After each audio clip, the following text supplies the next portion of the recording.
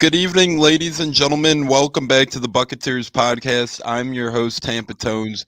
I got my playoff beard in full force. As you can tell, we got Stunna and Cats in the building as well. Cody G's out tonight, but he wishes everyone well, along with Bucko the Bruce. Will be on Thursday's show as we're running it twice a week for the playoffs as we're going for two, so why the hell not? We're joined by friend of the show, special guest, one of the best in the business, member of Pewter Report. Top notch stuff there. Best Bucs content around. Obviously, they got some of the best in the business between John Ledyard, JC himself, Scott Reynolds, and the rest of the crew. So you can find all this man's tweets, and you can find outlets to his work at JCL and NFL is a Twitter handle. We'll bring him in shortly. We got a good one tonight. We're going to try and keep it a little shorter. The Lightning are playing. I know Katz is probably, a little wound up over there with the Lightning on. We're distracting him. At least we got a late game against the Kings, so they haven't quite even started yet, man. Talk about late starts. And then we got Stunna in the building as well. So going to be a fun little show. Without further ado, JC, how the hell are you, sir? Thank you for joining us. Absolutely, always a pleasure to join you guys. Especially after this big Bucs win to advance the divisional round, big opponent, revenge game, rematch game, whatever you want to call it, should be good any way you slice it. And luckily, it's in Tampa this time. Yeah, that's for dang sure. Obviously, we squared up against the Rams earlier this year. That one was in LA, and we'll dip into that one in a little bit as well. That was it felt so long ago. It's honestly a completely different Rams and Bucs team. Both teams have added people. Both teams have lost some people. So we'll see. But yeah, big win on Sunday. We'll get more into that as well. Once again, thanks for joining. Someone's a fan of yours, Cleveland Me Joe from Cleveland Me Comments. Big fan of JC. We are too, man. We're lucky he's here. Appreciate you. Yes, sir. Appreciate you. Cats and Stunner, how the hell we doing tonight, my friends? Thanks for joining, as always. Another night of Bucs talk. Great to be here, as always. Yeah, I know you're fired up. Stunner, how the hell are you? You were at the game on Sunday, man. I know you're nervous for the Rams, but you got to be a little enthusiastic after being there. Bro, that game's atmosphere was ridiculous. The energy, the electricity. That place was rocking. Anyone who was there, and a lot of the Super Buck fans were there too. That these Bucks, Buck Nasty, all the guys, Super Buck, all the guys were there, man. All the winches dressed up like the Pirates, man. It was rocking, bro. It was very nice. Yeah, it seemed rocking, and from a couple quotes from Dallas Goedert, the tight end, and other players, it seemed like for the first time I could remember that players actually saying it was hard to hear in Raymond James Stadium from the opposing team. You don't get that often. That was actually from John Ledyard's Twitter as well, so shout out to Pewter Report for coming through there, Cats. How you feeling after the win on Sunday? I know you're not nervous for the Rams game coming up. Well, feeling great over that, and there was a time. It's been a while where Raymond James was at one point, and now it seems to become again a place where opposing teams did not want to come into. It's a very loud building. Bucs had some terrible years at home, and this year I guess you could turn back the clock a bit. They're now 8-1 at home. They've never gone 9-1. They never actually played a 10th home game. But it was a great performance. I know the Eagles, were probably, now looking back, you say, well, they were the weakest playoff team. But, hey, the Bucs earned the right to play that because they got the number 2 seed. The Rams had a chance at that and did not get it. And better yet, I was not there. Unfortunately, what I did notice in seeing some videos, and I'm not a proponent for violence, but I don't like Philly fans that live here. I don't like them coming here. And I don't want them feeling welcome in my stadium if they're going to act like assholes. And from what I saw, it looked like they got roughed up a bit. And I want to say a shout out to everybody who did that. They think we're all Southern hospitable people, and we are until you fuck with us. And if you do, then we shouldn't be hospitable. And I'm tired of it. And, I've had actually people complain to me that Lightning fans are rude at one point. I said, no, we're actually really nice. Same with Bucs fans and Rays fans. I don't want to always be so nice, man. I want to be on the winning side of things, and I want to be, a little rough on these people. And it looked like that's what happened on Sunday. So shout out to all those Bucs fans out there who were there. and those who gave Eagle fans a tough time, because they deserve that, because they are the biggest motherfucking assholes out there, especially the ones that live here, and they got a taste of their own medicine, and it was beautiful. Oh, And it may as well have been Donovan McNabb, and our DBs must have been Rondé Barber out there. It was beautiful, man. Felt like it was 2002 again. I did love every minute of that, and I loved every minute of your introduction there. And if you're an Eagles fan listening, I guess you can get fucked, in other words, from cats. So That's right, and everybody thinks that about Eagle fans that aren't Eagle fans. I'm not just speaking for Bucs fans. Everybody thinks that. There's a reason if they haven't caught on yet. Eagles fans were talking shit about their own team. Yeah, they do that too. Yeah. I mean, they're we're gonna take over your stadium. Well, there was a decent amount. There's a lot of them live here, whatever. But like I said, they go home losers, and they don't deserve to just be treated politely if they're gonna act like jerks. And from what I heard, they were acting like it, and they deserved it. That's it, you act like a jerk, you treated like one. Whether it's Flyers fans, Eagles fans, Phillies fans, I think we can all agree. They're a certain type of way, man. They're all a bunch of jackasses. They booed Santa Claus one year, man. That's when I knew they were full of shit. They booed Santa Claus. They mocked Joe Juravicius after his son was ill and later died. May he rest in peace. A few years ago, I was at a Flyers Lightning game, and the Lightning won, so they started doing the Eagles chant. And they're just a bunch of scumbag motherfuckers. Excuse me, I'm really... Wow, we don't have a bleeper here, so it's just all coming out. The Eagles just gets me fired up, and playing the Rams, a team that, again, I despise from previous playoff engagements. I was not alive for the first one, but I know about it. Whatever on that, because, I know the history of it. But the last one, 23 years ago now, and recent, games against them have not gone our way. So yeah, I got a lot of hate for the Rams as well. So again, we're kind of throwing the clock back here with these opponents. And yeah, so you sandwich, the Eagles and then the Rams back to back. Yeah, you're gonna get me a bit riled with that. They're good kind of riled up though. Put your boxing gloves on. JC, what's your biggest takeaways from the Eagles game? What did you see out there that you liked? What did you see out there that you think could use a little work? And did you see anything of a big concern heading into Sunday's game from the wild card round? I really liked, obviously, the way the defense stepped up, and the offense, hot starts by both of them. The offense goes down, scores a touchdown, defense holds them, and really took them right out of what they wanted to do, which was run the ball and clock management. So that was great to see. The defense, still not full strength. Sean Murphy-Bunting, out this week. So we still have not yet to see the entire starting defense out there for one game yet this season. I think if you go back to last year's playoff game against Washington, you saw a team that really wasn't, besides a few players, obviously Tom and Gronk and some of these other guys, they weren't really playoff tested. They didn't really understand what a playoff atmosphere, playoff game would be like. And now they have that. Now they're ready to go. They understand what's at stake. They understand what it all means. And you really saw them go out there and execute like a team that knows it's a one-game series. Every series is a one and done. And that was really encouraging to see. The flexibility of the defense, just, even with guys on a pitch count like LVD, Shaq, and JPP, all on pitch counts. And then, you lose Sean Murphy-Bunting. Antoine Winfield's a guy that steps up into the slot. So that versatility was great. Joe Tryon-Shenka, again, showing off his versatility that he has, and just some different looks by Todd Bowles. On offense, guys stepped up. And Byron Leftwich said it, a week or so ago, maybe 2 weeks now, after losing Godwin and Antonio Brown. The names aren't there, but the production is still there. The production hasn't dropped off. Tom Brady's thrown for 271 yards. And guys are stepping up, whether it's Mike, Gronkowski last week, Mike Evans this week, and that's what you need. You're going to need those guys to step up more than anybody else, but you're still getting a good amount of production out of the wide receiving group as a whole. So that's encouraging to see. Obviously, Giovanni Bernard coming back, playing that role as that, pass catching back out of the backfield.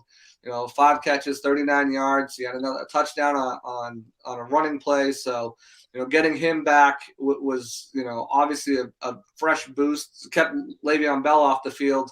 And now you might be getting Leonard Fournette back as well. So that's going to be good. I will say what concerns me, being a little too predictable. Now they've gotten away from running on first down the last couple of games, more up tempo, which is I really like to see that. As far as blitzing, Bowles has an affinity for blitzing, and it could hurt you this upcoming game. So I think you got to pick your moments, because if you look at what this Rams team has been able to do, specifically through the air against the Bucs, it hasn't been pretty. Yeah, when Vea and Sue dropped back, and I think both safeties blitz that play, Winfield and Whitehead, that was incredible. I'm like, man, Pop, I was watching the game with my dad. I'm like, look at Vea drop back like that. It was crazy. Bowles, the packages of schemes he comes up with are insane. Also, I like a couple of the things you mentioned. The pitch counts. Every week, Greg Allman tweets the snap percentage for every player. Anthony Nelson and Joe Tryon-Shoyinka were pretty much equals to JPP and Shaq Barrett this week. I was tweeting with Evan Winter about 2 months ago, and this tweet now would even stand more bold, I believe. I said Anthony Nelson for comeback player of the year, or most surprising player on this team. Maybe not comeback player. I forget what it was exactly, but most improved. Yeah, most improved. Thank you. I drawing a blank right now. Yeah. I was watching the damn South Carolina basketball game. I lost with the spread. They rattled me a little bit. Had to get them off my screen. So now that that's out of the way, bunch of jackasses. Anyways, Anthony Nelson, what's your thoughts on his improving season and the performance he's done, stepping up in the playoffs last week and holding one of the better, if not the best, running team in the NFL while helping hold them to containment in the first half, especially? Thoughts on Anthony Nelson and thoughts on getting, Joe Tryon-Shoyinka those minutes in the playoffs as well? Yeah, I mean, Anthony Nelson, you look at the guy, and, he has kind of underwhelmed throughout his career after being a fourth-round pick. One key stat is this was his first year having a full training camp. He got injured his first year. Last year, there was no offseason at all because of COVID, and this has been his first year, and he's definitely taken a big step forward. He's going to be a good edge defender, setting the run against the run, but he's showing off some real splash plays. We're getting sacks as well, and some good pressure plays as well. So, yeah, he's definitely improved, and I think he's become a vital part of this rotation. You don't know what JPP's status is next year. Joe Tryon-Shoyinka probably, most likely, definitely should step into a starting role next year, and to have him as that third guy, that he's definitely a solid rotational piece. And even Cam Gill too, getting some extra snaps and some extra time in there. He does great work on special teams, and he's shown up, a few times in games with a pressure. He's got a sack, maybe a sack and a half, I believe. So he's looked pretty good too. So, it's rounding out to be a really good group, nice group for the playoff run. And the way that they are, I'm sure we'll see unfortunately, JPP snap goes up, and definitely Shaq snaps go up as they advance, into the playoffs. But to have those guys to come in there and give them a breather, they really stepped up. And like almost every position on this team that's dealt with injuries, now you have competent backups who can step up, and you feel comfortable putting them in games in any situation, and not just if a guy goes down. And Devin White was the main spy, but they were using JTS as a spy for some parts of the game. I recognize that for sure. And to have that confidence in a rookie, to give a rookie that confidence and say, hey, go out here and spy Jalen Hurts, one of the premier scrambling. Well, he was number one in the three main rushing categories for quarterbacks this year. They put that faith in JTS, and it paid off. So, I think good things to come. Obviously, JPP, a little banged up this year. His production hasn't been there. 9-0, though, in the playoffs somehow at the end of the day. So he does bring that energy and keeps it going. I know it's not all him, obviously, with this Buccaneer team. There's a lot of moving parts to help that. But 3 safeties. I want to get the crew's thoughts and then ask you about it. Katz, we'll start with you. What's your thoughts on our 3? Well, honestly, our safeties as a whole, obviously, Edwards, Winfield, Whitehead are the 3 big ones. And then even Adams has been having some helpful plays the last couple of weeks as well. Had an interception against Carolina. Cats, what say you on our safety room and the impact that the big three make? Well, right off the bat, you saw Jordan Whitehead make a big play right on that first series, as I recall, and that just set the tone for the whole game for those three. And I believe you want to have your best players on the field at once. So if you can find a way to get them on the field, if you're in a nickel situation and you've got Carlton Davis, and I feel this is how I feel about it, and this is not to disrespect Sean Murphy Bunting. I do hope he's back, but in a nickel situation, I'd rather have those three safeties on the field with Dean and Carlton Davis at corner. I think those are the five best defensive backs we have, and I think SMB is fine as well, in whatever role they want to put him in. But those to me are the five best, and they were phenomenal in this game. I still, I felt all year it's the strongest safety room maybe in the NFL. Unfortunately, they've very rarely been healthy all at the same time. We had that luxury this past week, and you saw how it paid dividends. So the more, and I didn't look at the snap counts, but I felt like they were all on the field quite a bit. I didn't look at Greg's snap counts though. Yeah, I'm not sure the exact numbers, but they were all on the field a pretty good amount. Stunna, I'll leave this one up to you. We got a question from Pops on Twitter here. He asked, which of the safeties do you think is most important and why? Stunna, what's your opinion on that? Winfield, because he's the deep middle, but Edwards is a ball hawk, and Whitehead is just a banger, But Whitehead makes a lot of plays in underneath in the sky, playing sky coverage. But Winfield is probably, the most versatile and the best athletic safety we have as far as ball skills. Yeah, JC, how would you say our safety room shakes out before we move on to injuries here quick and whatnot? Specifically the big three. Which of those would you prioritize a locking up to a potential long-term deal when their contracts come up? Because they're all going to come up within a couple of, if not this year, next year. They're all, free agents in a couple of years. Which would you make a priority to stay in the Bay? Yeah, I think Antoine Winfield's probably the most talented, most gifted athlete of the three. As Stunner said, he it's hard to find good free safeties who are as versatile and as athletic as him. I mean, I just bring you back to that play he made. Man, I can't even remember the game now who it was against, but Colts. Yeah, the Colts. Yeah, on Michael Pittman Jr. I mean, that's just insane. But I think, so I would definitely go with him. But Whitehead is he's so instrumental on what this Bucs team does, especially against the run, and he's a very underrated safety in the league. He's actually a free agent this year. I think he's going to be a main priority probably after, you look at obviously Godwin, Carlton Davis, and then it's going to be either, Jensen or Whitehead. I think those are your 3A, 3B priorities that you need to get locked up just because of how important he is. And Mike Edwards is just a great luxury to have. I mean, he's got one more year under his deal after this, so he's not going anywhere anytime soon. But to have him back there, he's a hell of a ball hawk. He's versatile enough to play in the slot, versatile enough to play free safety. Having him out there, obviously versatile enough to play.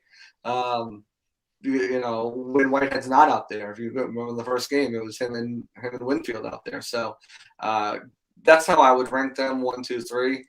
But I think, like I said, Whitehead is very instrumental what this Bucs run defense does. So, if Bowles goes anywhere, look for him to make a strong run at Whitehead.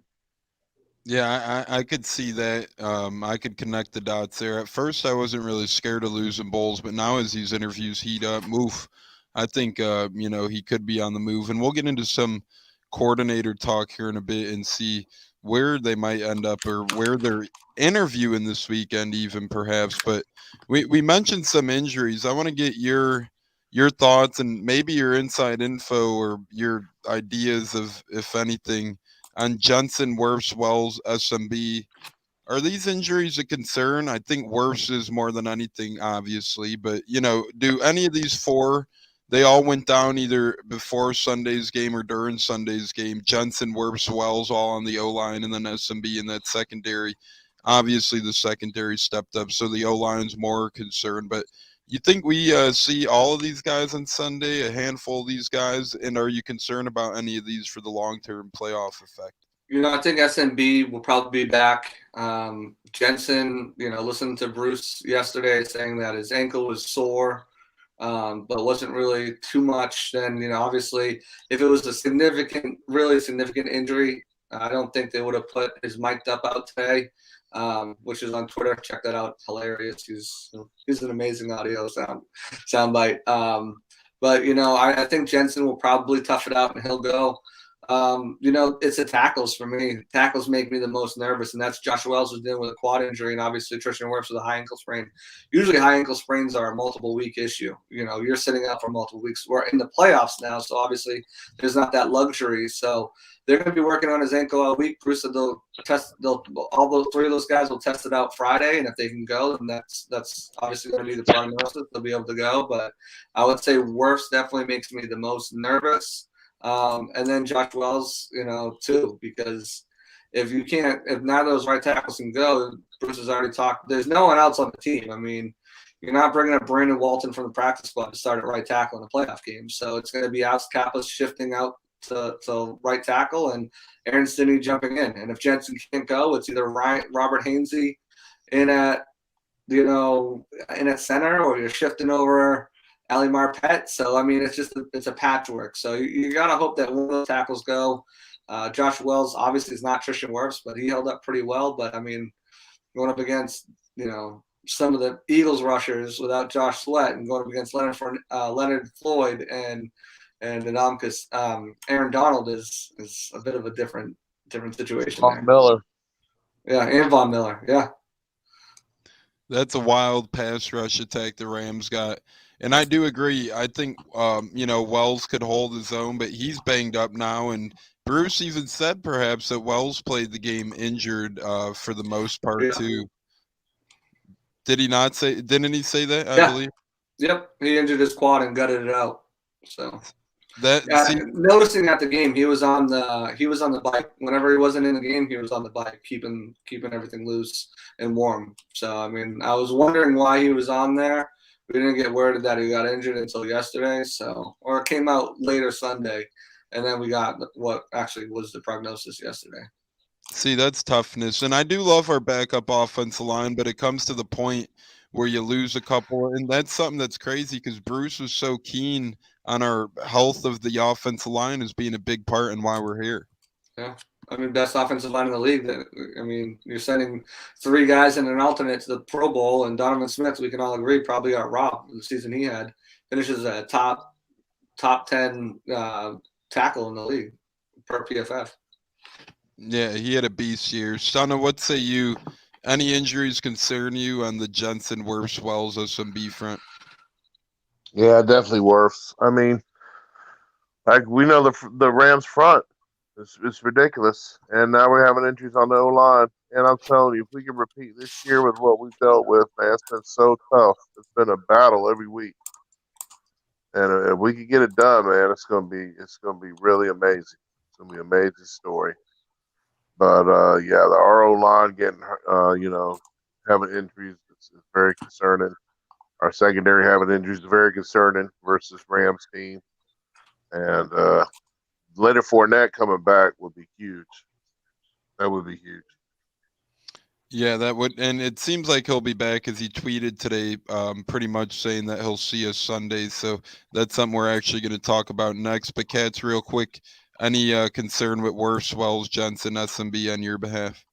Well, very concerned. I mean, you're going up against the Rams, this Rams defense, even if you're at full strength, it's a challenge. It is one I think that at full strength they can handle.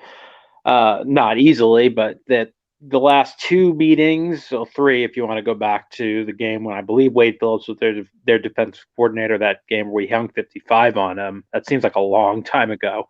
It's a different Rams defense now than what we saw then. So these last 2 years, I think we've done an okay job. But yeah, I mean, without if Wirfs is hobbled, and I have a feeling, this is a gut feeling, that he's going to try to gut it out at maybe 50% of what he is, and that's better than a lot of tackle, but it's just been a lot of tackles out there. It's just hard. Excuse me. It's a daunting task, and the Bucs are going to have to be very creative, I believe, on how they approach this. How often can you keep in an extra tight end to help block? How often do you bring in an extra O lineman? I forgot the name of the personnel when you use an extra O lineman or an extra tight end. Is it? You're gonna have to help me out here with the names for the different personnel groupings, but how you can do that, and then how does it affect the way you run your offense? Because we're a pass first offense. We like to get the ball down the field, which means Brady has to stand there, hold the ball a little bit long, let those routes develop. It's gonna be very hard to do that, given the injuries on the O line and what the Rams possess up front from that pass rush. So how are you going to do it? You're going to have to probably get the ball out quicker. Something Brady's done, and JC, you've followed him longer than I have, I believe, in his career with the Patriots. With the Bucs run a different style of offense. Can the Bucs come out and adjust the way they like to run their offense to more of a quick passing type of game? And of course, catching the football, because we saw some drops early in that game.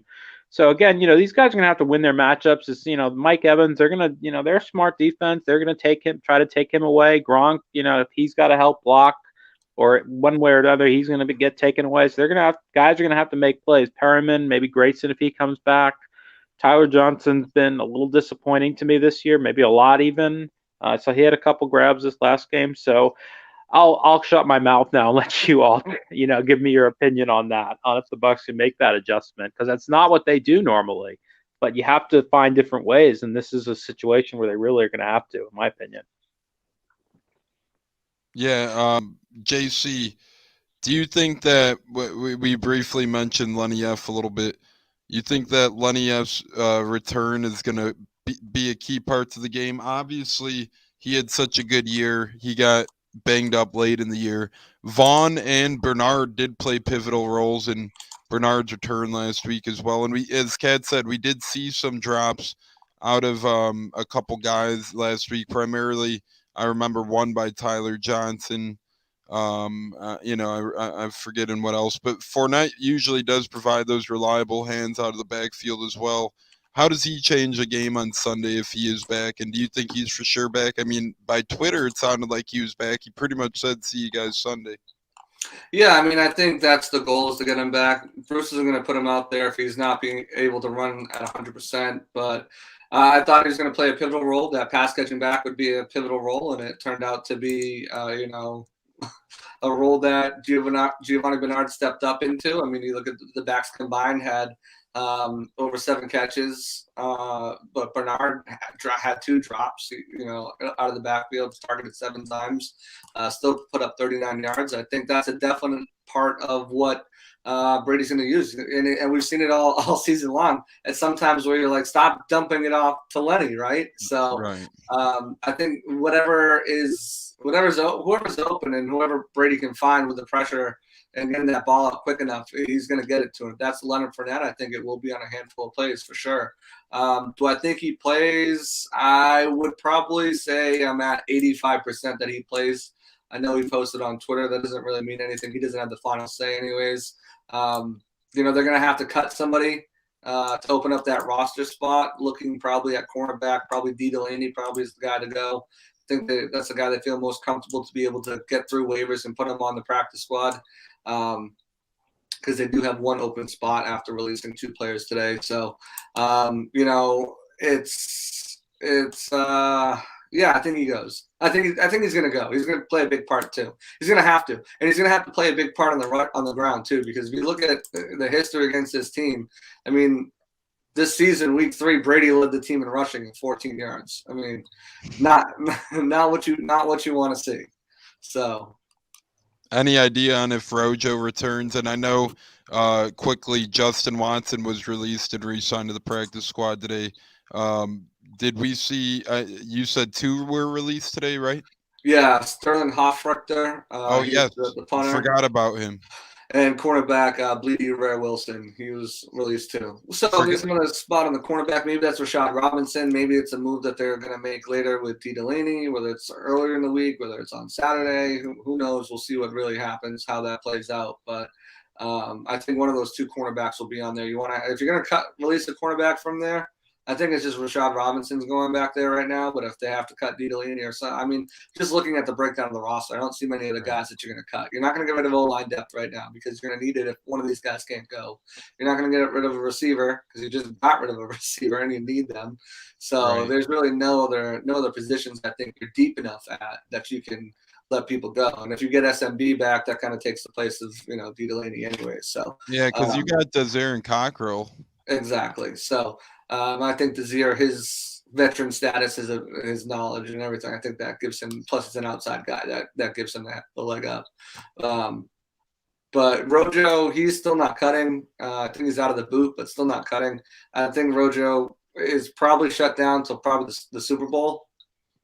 If they make it, I don't think he comes back. I know he doesn't come back this week, and I don't think he comes back next week in the NFC Championship game, whether that's here or Lambeau or wherever it is. If they advance, I mean, it's a big if. I mean, this is not the Eagles. We're not looking at the Eagles and saying, well, they could beat you if you did this, this, and this, and this, and this is a Rams team that really can come in here and beat you. I mean, in the last 3 games, you're 1-2 against them, and it took.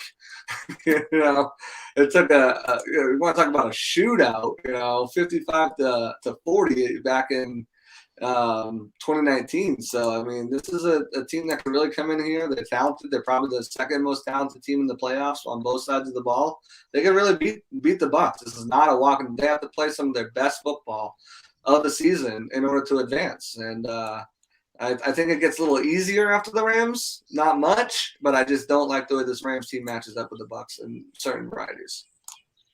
Yeah, especially on, some parts of their offense are electric. Cooper Kupp has burned us at times, and some parts of their defense, I mean, they got some big playmakers as well. We'll see how our coaches and coordinators do to try and adjust and match up well with them. And I'll tell you what, Bowles has struggled. I mean, I've got some numbers that shout out to SR.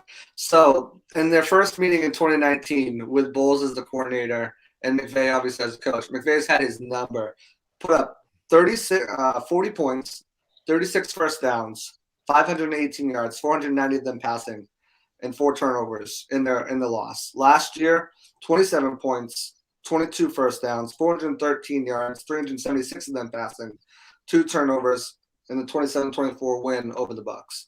And then this past season, 34 points, 22 first downs, 407 yards, 331 of them through the air, 0 turnovers, 34-24 win. That's alarming numbers that Bowles has still not been able to figure out this opponent. I know, the other day the Rams ran it against the Cardinals, ran it for over 100 yards. They don't even try to run it against the Bucs. They don't even try to. I mean, you look back at that 2019 game, total rushing yards, 38. You look at the game last year, total rushing yards, 37. They ran the most this past, and this was mostly because 12 of the 24 rushes that they had in early this year came after they already had the lead, 76 yards. So, I mean, they don't run it. They pass it, and they can pass it. McVay's figured that out, and it's going to take a really big game. Now, obviously, there's pieces that aren't here anymore. Robert Woods out. You replace him with OBJ. Deshaun Jackson, who torched the Bucs earlier this year, 3 catches, 120 yards, and a touchdown. He's no longer out there. And Cooper Kupp, he got, if you want to call it, shut down on Sunday against the Rams when he only had, 61 yards and 5 catches and a touchdown, still led the team in receptions, has been an absolute animal against the Bucs. I don't know if you saw the stats that John put out earlier today on Twitter, but in 3 career games, Cooper Kupp's got in 2019 9 catches, 15 targets, 121 yards and a touchdown. 2020, 11 catches, 13 targets, 145 yards, 0 touchdowns. Earlier this year, 9 catches, 12 targets, 96 yards, 2 touchdowns. Cooper Kupp has more yards in 3 games against Bowles' defense than he does in 7 career games against the 49ers. In fact, the only teams that Kupp has more yardage against than the Bucs is Seattle and Arizona. Seattle, they played 10 times. Arizona, they played 8 times. Coop goes Gee. off on this team. So it's going to take a full defensive effort to really limit him. And then, you still have OBJ and you still got the tight ends that they utilize well. And how Cam Akers is back too. So it's going to be a tough matchup for this Buccaneers team, especially if on the defensive side, but especially on the offensive side, if they're missing their all-pro right tackle, because you've got three guys in Floyd, Von Miller, and Donald that can really get to them, and I expect them to be on that right side, even if Tristan Wirfs is healthy, and really testing him early in the game. Yeah, and that's some alarming numbers there. If Cooper Kupp tears his D apart, we better try and find a way to lock him down or whatnot. I know nobody could lock him down, but we could contain him perhaps, or hopefully try to contain him. Let me ask you a question. Can I jump in for a go ahead, second, Todd? absolutely. I want to ask your opinion, and JC, I want to ask yours as well, because watching what the 49ers have been able to do to the Rams, they play them better than anybody. Is that, in your opinion, is that a personnel thing? The 49ers just have the personnel to match up with them from the 49ers defense, that is, against the Rams offense? Or is it more of what their defensive coordinator and the game that they call that just knows how to combat what Sean McVay does, as opposed to what Todd Bowles does? Is there anything the Bucs can take from that? Maybe it's a copycat league after all. Look at what the 49ers have done over the years to maybe have some success here. No one else replicates it, it seems. Yeah, I think you got to look. I think you got to look at. That's the first game I'm watching. If I'm the Bucs, is week 18, and seeing, okay, how do they limit them? How do they stop them? You look at what the Cardinals were able to do too against Cooper Kupp, and see, okay, how do they limit him? And you got to take from other people. Obviously, you got to take from other people. I mean, it's a recipe that's tried and true in the NFL, and see what happens. Right. I think the Bucs have the personnel to do it. I think I don't. That's the craziest part, because I think the Bucs have the personnel to be able to stop the Rams. I mean, if you look at the team they have, obviously, they abandon the run for the most part. So but again, this Bucs team too that's what they want you to do. Pass the ball. Abandon the run, pass the ball on us, and eventually we're going to make enough plays. Hopefully, our pressure gets there, and that's been a situation too. I mean, you look at the Rams this season; they're tied sixth in the league in the regular season for only allowing 31 sacks. They have a top 10, offensive line. Even at Andrew Whitworth's age, he's still performing lights out. So, and on the reverse side, they get after the quarterback. They were third in the league with 50 sacks. So, it's like, it's definitely.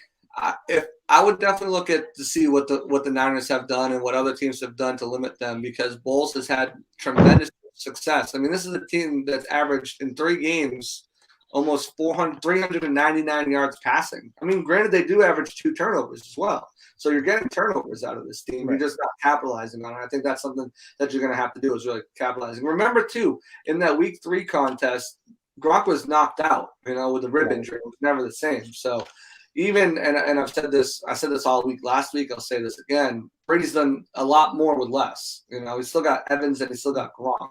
And these guys are just going to have to step up around him, even Leonard Fournette as well. So,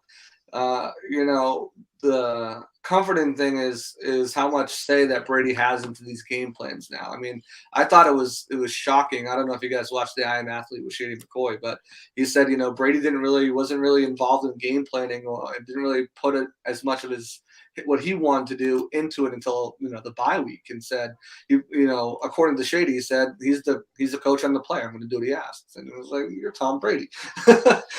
So I'm hoping that's what it is, because I don't know how many other people in that building are watching as much tape or more tape than Brady right now. He's at a different level. So I think the offense should be again, the tackle situation scares me, but if they can get enough, and obviously I think Tampa Tones, you mentioned it, Gronk, he might have to, step in and stay in as a blocker as well. You might have to be a blocking tight end, which takes another guy off of your arsenal. Yeah. Everybody else has got to step up. And, I think they still have the personnel that can win this game against this defense on offense. For me, it's really the defense. Can they stop McVay's offense? And that's been tough. And it's they have it in that earlier meeting. You did mention turnovers in the prior two. They didn't get any in the earlier. The Bucs didn't turn it over themselves, but they didn't force any. And I don't remember if they really touched Stafford much in that game either, because it seems to me McVay knows, you have to, against this defense, he gets the ball out very quickly if he needs to. And their receivers block extremely well down the field. So they run a lot of plays. They get the ball out quick. They run a screen. Cup's either blocking. Yeah. If he's not blocking, he's catching it. And Van Jefferson's blocking. It's a very tough offense to defend. And, Todd Bowles likes to blitz a lot. Well, if a team's getting the ball out that fast with a good offensive line, that's a tough matchup for him after he has to kind of go against perhaps what he likes to do. And I think that's maybe why it's been an issue for him. You don't want to change your DNA as a defensive coordinator. You don't want someone to force you to change your game plan, but you just might have to against this particular team based on previous meetings. Yeah, that's one thing, too, that you're going to have to tackle. If they're getting the ball out quick, you got to tackle. When you have the opportunity to tackle, you have to do it. I think what's going to help them a lot as well is being at home, right? The crowd noise, being in your own environment. I know too much gets made of cross-country flights and yada, yada, yada.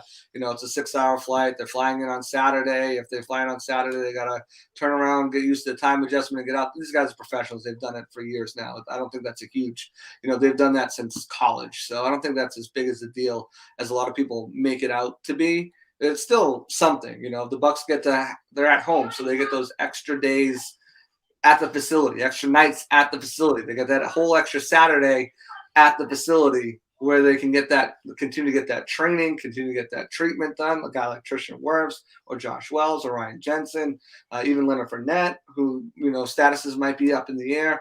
They have that ability. You sleep in your own bed. You're comfortable. You wake up. You drive to the stadium. It's game day. So that plays a part, but not as much. But I think crowd noise. Stunning, you said you were there. I'm gonna call some of the Bucs fans out. I think they need to be louder. The loudest that stadium was, and I get it. The Bucs took the lead and they ran away with it. So there's not much when the Eagles aren't moving the ball. We're just gonna shoot in the ass, talking, having a couple of drinks. At that point, we'll get a little bit loud on the defense when the guy tells us to get loud on third down. But other than that, I think they're going to need to be louder. The loudest they were was when Jump Around came on. We were in the press box. This is the loudest the crowd's been the entire time. So, I'm calling the fans out there to be there. You need to get louder. You need to make it impossible for Matt Stafford to communicate to his O-line and receivers on Sunday, because I think that's going to be not a key to victory, but it's going to sure as heck be helpful. Yeah, there's plenty of tickets available. I've got some too. Hit me up. Yeah, I wish I could get down there, man. I'm thinking about it. That'd be something. But real quick here, we got a couple more questions, and then we're already almost pushing time here, so we got to make sure we end in timely fashion. But Bowles and Leftwich are interviewing. Bowles has a couple big ones lined up this weekend.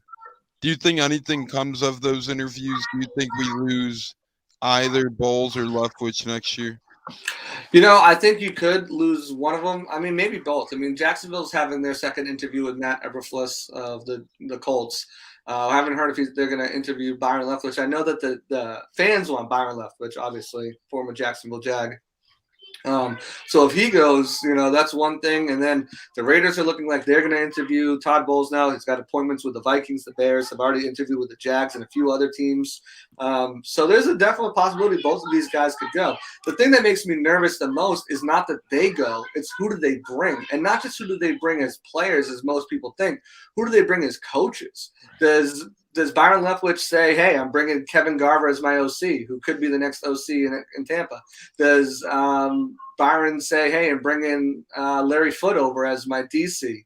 Or does Todd Bowles say that? Or, do they ravage this coaching staff is my fear, really, because now Bruce is having to put together a whole new coaching staff in a year where, if they win the Super Bowl, if they lose the Super Bowl, really doesn't matter at that point, because you've got another year of Brady. Does Brady decide he wants to? There's a whole new coaching staff in place. Does he decide he wants to come back? Does Brady even come back if he wins another championship? Does him and Bruce right after the sunset when all the coordinators leave and they say, all right, someone else is going to figure it out? There's a lot of things to play out. Like I fully think Brady's going to be back. I fully think BA's going to be back. I'm just throwing scenarios out, but and then you start looking at players. Does, like I said, if Byron leaves, if Bowles leaves, does he try to bring Whitehead with him? Does he try to bring William Golston, who sounds like he wants to finish his career in Tampa, but still, does he try to, bring other guys with him? Carlton Davis. Does he try to say, okay, I'm going to throw all this money at Carlton. I want to throw all this money at Carlton Davis, and I want to throw all this money at Jordan Whitehead, and I want to get these two guys to be the foundation of my secondary, my safety, and my cornerback. Does Todd Bowles do the same thing to the Bucs? Does he say, okay, we need offensive line. I want Jensen. I want Kappa.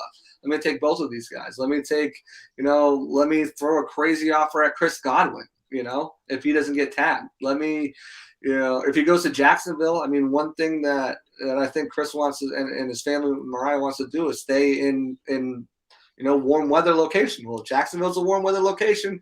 Byron's going to be there. He's going to toss you a bag full of money. You're getting some guys, there's multiple different scenarios other than just the coaches going. It's who do they try to bring? Who do they try to trade? Who do they try to take for coaching staff? So, yeah, to answer your question in a very long way, I think both of these guys could be gone. And, the ramifications are what scares me more than them leaving to go be head coaches. It's like, what else did they do? Who do they pilfer? Versus?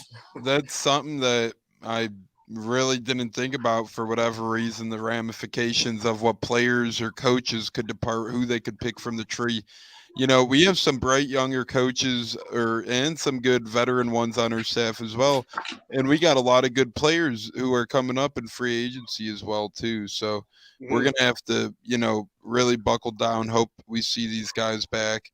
And if Byron leaves, like you said, a guy like a Godwin, maybe an O-lineman, or if Bowles leaves, a guy like a Whitehead or a guy like a Davis, you never know if those guys would maybe follow suit, because they do have their ring at the end of the day, and they're probably looking for the bag, especially Godwin. He's looking for money. Now, we got a couple more minutes with JCL, and I want to ask you one more, then I'll let the guys, if they want to ask any more, then we'll get your final thoughts and bounce out of here. Bucs protect 4 on the practice squad: Brown, McElroy, Barner. So you got Brown, John Brown, wide receiver; Cody Mcelroy, tight end; Kenyon Barner, returner / running back; and then backup kicker Jose Borregales. My guy. Thank you. I was struggling already. Any significance to those 4 being the 4 that have been kept for this week? And do you see any of them getting elevated? I know Jose won't unless something were to happen to Ryan Suckup. Yeah, I mean, I think Jose Borregales, he was, the best kicker in football last year, won the Lou Grasso Award. So, same thing you did with Greg Joseph last year. You kept the kicker on the protection list every single game throughout the season. You're going to do that with Jose Borregales. They're going to protect him. And then it probably, there's a good chance, because his leg is a little bit stronger, and Bruce has been critical of Ryan Suckup in his leg, they'll probably have an open competition next year for that kicking spot. I would not be surprised if that happens. As far as Kenjon Barner, guy stepped up and was your return man when Jalen Darner was out. So he's a logical fit. And if you got a guy who was elevated this week, didn't dress, was inactive, but was elevated, if Fournette can't go, he gives you another third or potentially 4th running back with Le'Veon Bell and Gio back now. So definitely some significance there. Something happens to Darden, you have him readily available to upgrade to take over those return duties. Even if you think Darden's not ready enough, if you inactive Darden and then activate Kenjon Barner, you might be doing so for a guy like John Brown, who has 4 years in Arians system, spent, had his first 1,000-yard season, spent 4 years, drafted in the 3rd round in Arizona when Arians was there. So, if he's, so far Bruce has said he's gotten up to speed pretty well. If he can catch up fully, I mean, he's definitely an upgrade over some of the guys you have. He's a burner still. He's got some wheels on him. So, I mean, you go out there and maybe he's a guy that gets activated and he's playing a significant role at wide receiver. We'll see. We'll find out. Or at least maybe a surprise role, right? You're rolling him out there for certain plays that, you practice all week. Who knows?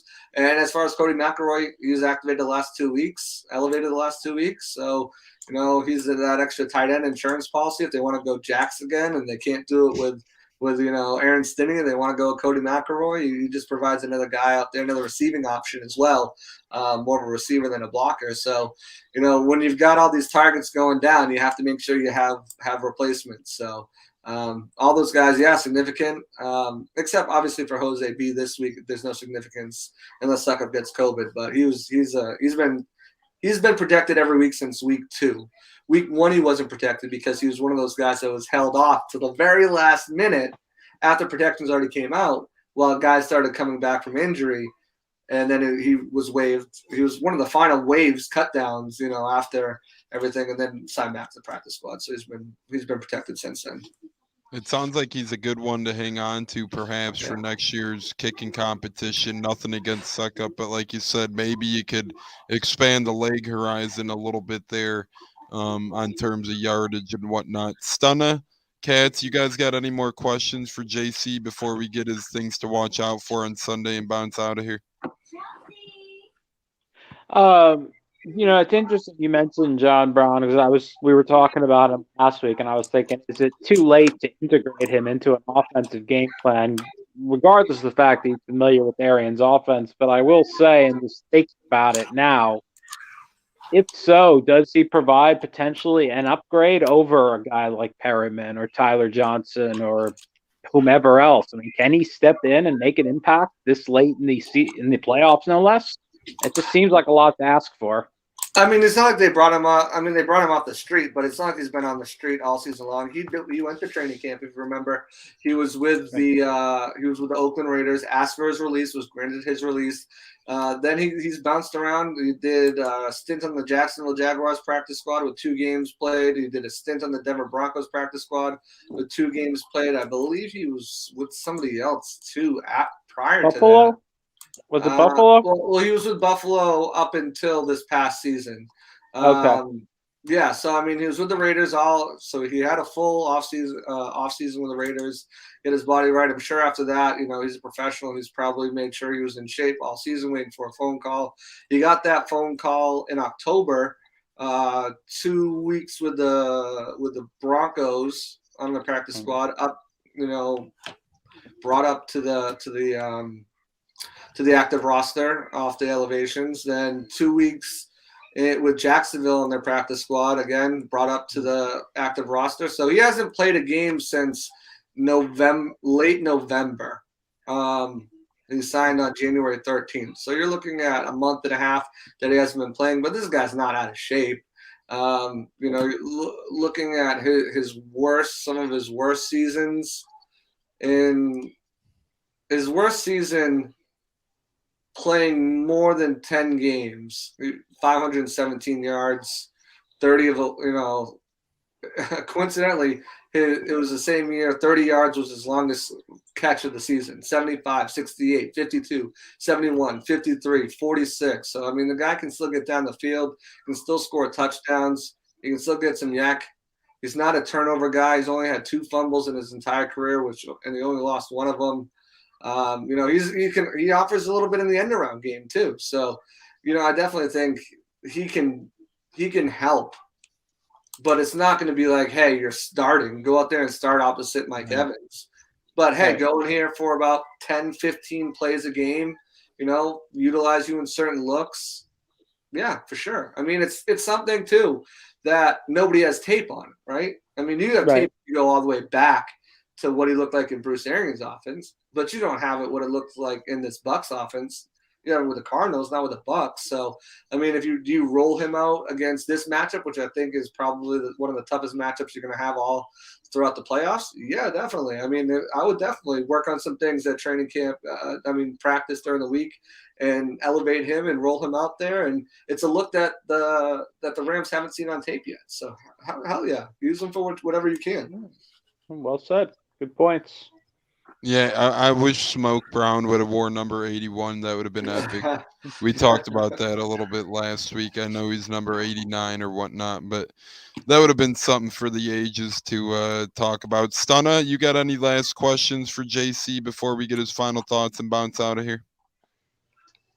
JC, do you find that the media of the Tampa Buccaneers is particularly antagonist against our head coach and players, or is it something that comes to the territory, and all 32 put up with it. Bro, I am the media.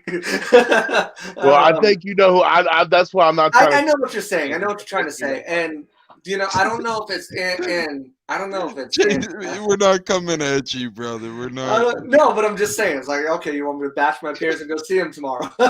No, but I think we have a job to do out there, and it's not always going to be what the fans want to hear. It's not always going to be what the fans like. I mean, Rick Stroud got torn apart for the fake backs card. He was right, and then bada bing, bada boom, Brown has a meltdown. Was that the catalyst of it? Maybe. Was it the catalyst that they didn't guarantee his incentives? Maybe. I don't know what it was. But the fact is, when we're presented a story or we're presented something, and trust me, I don't think necessarily the whole Andrew Adams, I think that might be something you're alluding to, was a story. But it happened. You gotta at least ask what happened, why it happened. Otherwise, we don't have any context to why it happened, what happened, why it happened, etc. So there's definitely questions out there and stories that are written that maybe not paint the Bucs in the best of picture, but it's a job we have to do. It's like if we call for a head coach. It's like okay, I'll put myself out there. 2 weeks ago, I asked Byron Leftwich about scheming players open because as fans feel and as I feel and as other people feel watching the game, sometimes it looks like they're relying on talent and they're not scheming guys open enough. Finding creative ways to get guys open. So I asked them, you guys scheming guys open? Because we do that every week. You more concentrated effort without Antonio and Chris Godwin try to scheme guys open and get creative together. We do that every week, which is there. So I asked them again about first down runs because, as many Bucs fans know, and as media, there starts to be a trend of first down runs. You're putting yourself into 2nd and 7, and then there's 3rd and 7, and you're not converting those thirds down. Are they getting predictable? He pretty much called it a fantasy football question. He doesn't. That's not a real football question. But the next game came out. And there was less first down runs, I'm not saying that's because of me or whatever, but I'm just saying, there's things that the ordinary fan can see we don't, or the ordinary or just the regular media person can see that the coach that we're like, why can't you see this? Why can't you do this? Whatever. And it's our job to kind of ask why.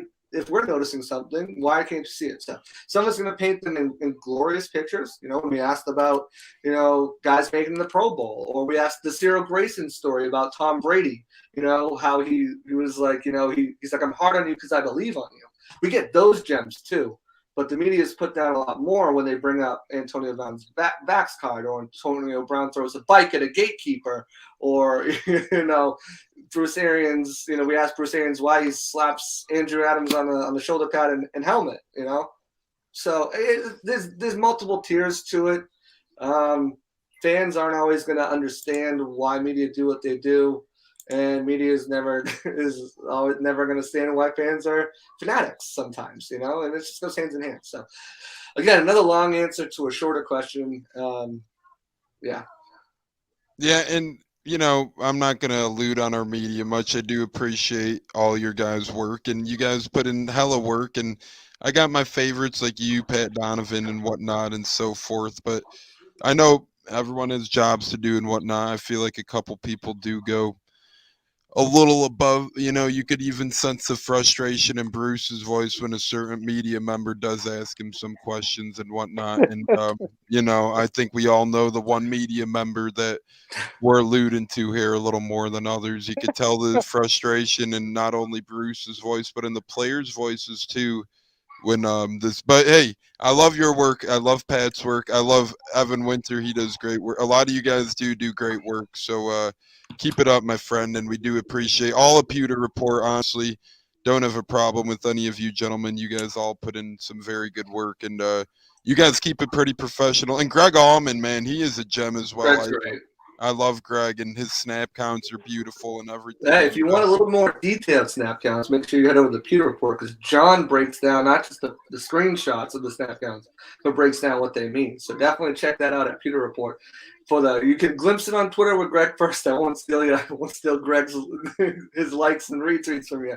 But definitely check it out on Pewter Report because John Lenny does an amazing job of breaking it down and what it actually means and what it looked like in the game, besides just the screenshots. So, but Greg's great. He does great, and Mr. Atwell is great too. From what I wanted to jump in. Paul, if you guys right, are Paul Atwell, follow him right now. If you want to become more knowledgeable about the game and about what's really going, like Paul does great. And make sure you guys tune into our pregame and in-game, live in-game breakdowns where Paul and John just do a phenomenal job. It's not like commentary like, when he breaks it down to the 15 and then that's a touchdown, They're breaking down. Well, what did you see on this one? This play, it looks like it was two zone, two cover high. It's just amazing. It looks like he ran this route on that, so if you want to get more knowledge, like I tell you some of the stuff I used in my writing, I get while I'm watching the game, covering the game. So they're doing an amazing Paul job. I've read some of Paul's stuff and he's just on top of and John and Paul both, but Paul especially is, opened my eyes a bit because I wasn't familiar with him before this season. He's just on top of everything. I noticed he had a stat that when running play action last week, I think we were 6 out of 8 with play action. Now that's a low number of attempts. Although granted, it became a lopsided game, and at that point, he just wanted to kind of run out the clock. But he's harped on it, and I've always wondered too. I believe, for a long time it used to be when I was growing up, well, in order to run play action successfully, you have to run the ball first. So that's shown not to be true anymore.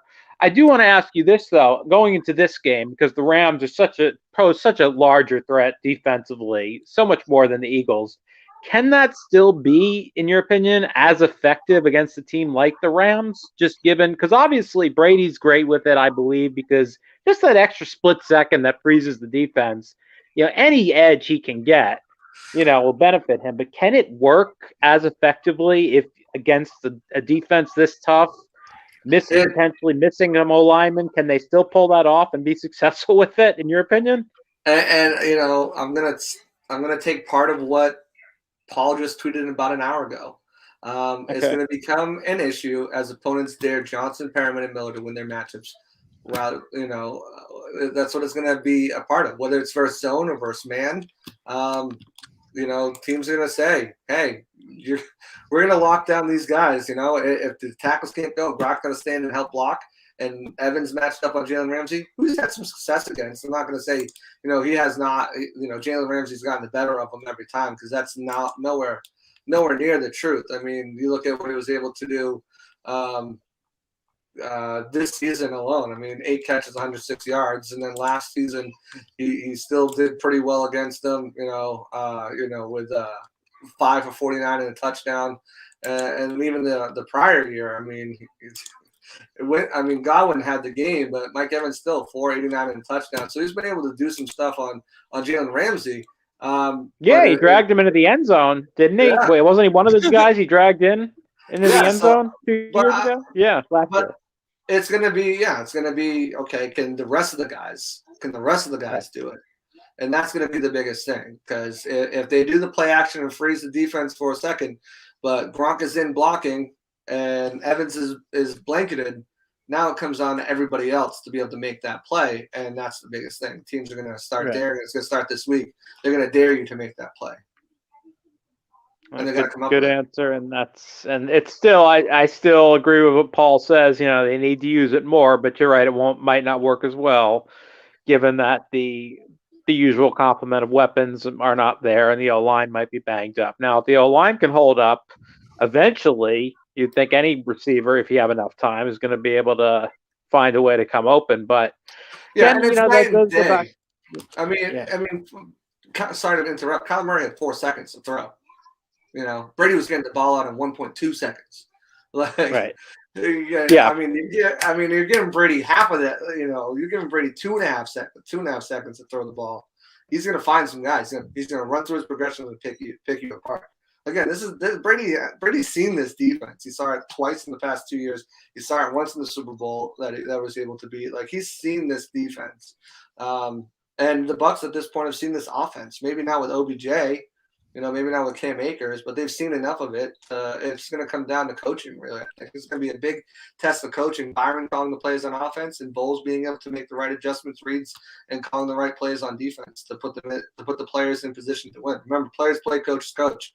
It's going to come down to coaching. Tom McVay is a heck of a coach, and Raheem Morris is too, whether you like him or not. he's a pretty good coach. Well, and I thought Arizona came out last night. I don't know if it was a little bit of both, I think. They didn't have a particularly good game plan, and they didn't execute whatever they were doing well. And Murray looked like a quarterback. His first start, yeah. Arizona was the Eagles, right? Arizona versus Eagles in a wild card game or in a playoff game would have been a good matchup, right? I mean, you're dealing with Kyler Murray and Cliff Kingsbury, no playoff experience at all. You're dealing with Jalen Hurts and Sirianni, no playoff experience at all as head coach and quarterback. You're dealing with banged up issues on all sorts of different parts of it, the wide receivers, everything like that. So, yeah, I mean, this was inevitable. The only thing that was stopping this matchup was the Cowboys, and obviously they don't know how to do anything, right? Just choke everything away, So, like, I knew this was going to happen. Everyone was like, "Oh, let's hope the Cardinals might have a chance." No, Cardinals don't have a chance to win. It was going to be the Rams and Bucs this round, no matter what. I thought it was inevitable back in Week 3 that we were going to see them again at some point. I felt that. A lot of people thought it would be the NFC title game. Green Bay's had a great year, so it's not the NFC title game. But yeah, I felt too back in Week 3. I'm like, regardless of what happened in this game, we're going to see them a second time, and here we are. Yeah. JC, before we let you go, my friend, what are your big things to watch out for in Sunday's matchup? What are you going to keep an eye on specifically, and do you got a score prediction for Sunday's game? I don't have a score prediction yet. We'll be on the lookout for it later this week. It'll be out Friday. Pewter predictions, previews, and predictions. You'll be able to check that out. I do think the Bucs are able to get this done. I reserve the right to change my mind going into the week, depending on Friday, depending on how the next 3 days shake out. Protecting Brady. That's one of the biggest things on offense is you got to protect Brady. You can't let these three big boys disrupt too much. And, that starts with not only the offensive line protecting Brady, but also his wide receivers protecting him by winning their matchups and getting open and giving him an outlet to throw the ball to. It goes hand in hand with line protection and with guys being able to separate and win their matchups. Because if the line gives you just enough to get rid of the ball, you got to be able to make the play and make the catch. So that's one thing that I'm really looking at on offense. On defense, it's players got to execute and got to tackle. I feel like we've been saying this the entire game. Obviously, mistake-free football goes without saying. At this point in your season, no turnovers, no stupid penalties. That goes without saying, even though I just said it. But I think defensively, you gotta come to play. It's time to net up or shut up. You gotta make tackles when you need to make tackles. Katz alluded to how good this team is. Catching the ball and yards after catch and setting up blocks down the field. Well, you got to make sure you're getting them at that when you have that opportunity to do it early. So I mean that's a big thing. And then Bowles just making sure. You got to figure out McVay, man. You got to figure him out. You can't let this game be a shootout, and you can't let them score another 400 yards, and consistently convert first downs. That's been a huge thing for this Bucs is letting teams keep drives going. Obviously, it wasn't last week, but I mean, it was the Eagles. But, against good teams, that's what they need to do. So, I mean,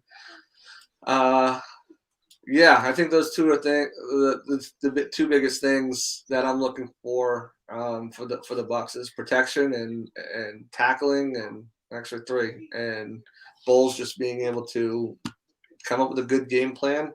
You saw he did it in the Super Bowl against the Chiefs, right? Granted, they were missing some tackles and stuff like that, and some offensive linemen, but you saw the defense probably have their best game, and the team itself has its best game.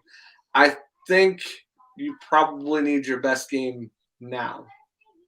Yeah. Not that you don't need your best game if you made it to the Super Bowl, but I think to even have a chance to get there, you can play a little sloppy next week in Green Bay, I think, and still get away with a win. I don't think so against this Rams team. You got to play your best football game of the season right now. And for what it's worth, if we want to draw a parallel, Kansas City, he was facing them for a second time last season. And again, here he's facing the Rams for a second time.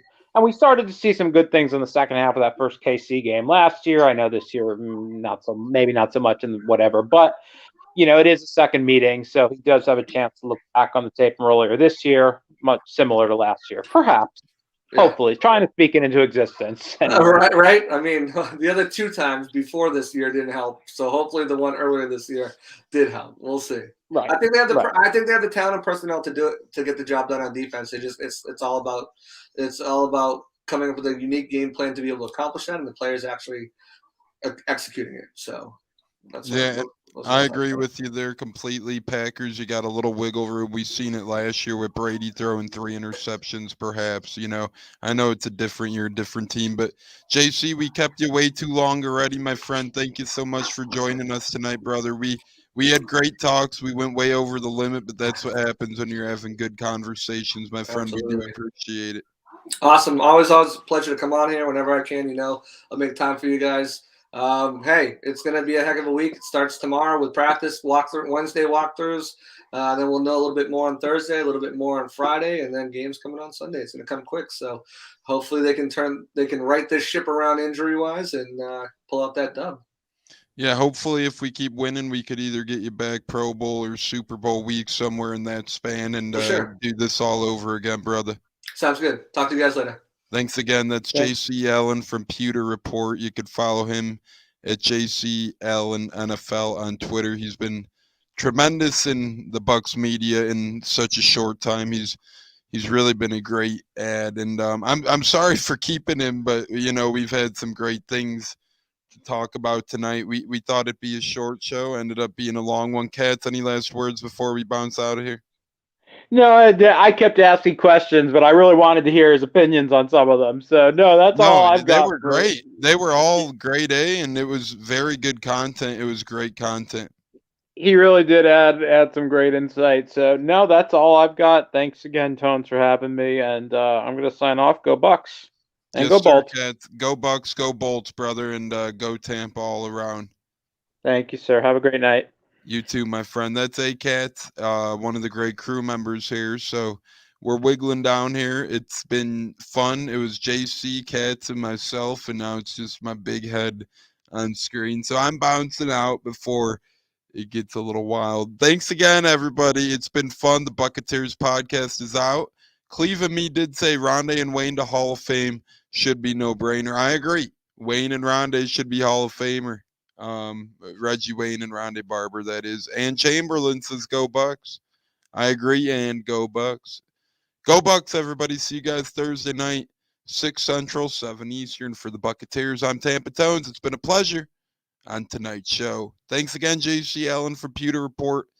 We love you guys over at Pewter Report. Go follow him and go check him out at JC Allen NFL. Go to pewterreport.com for your latest and greatest Buccaneers news. Scott Reynolds, Matt Matera, and the rest of the gang. Thanks, everybody.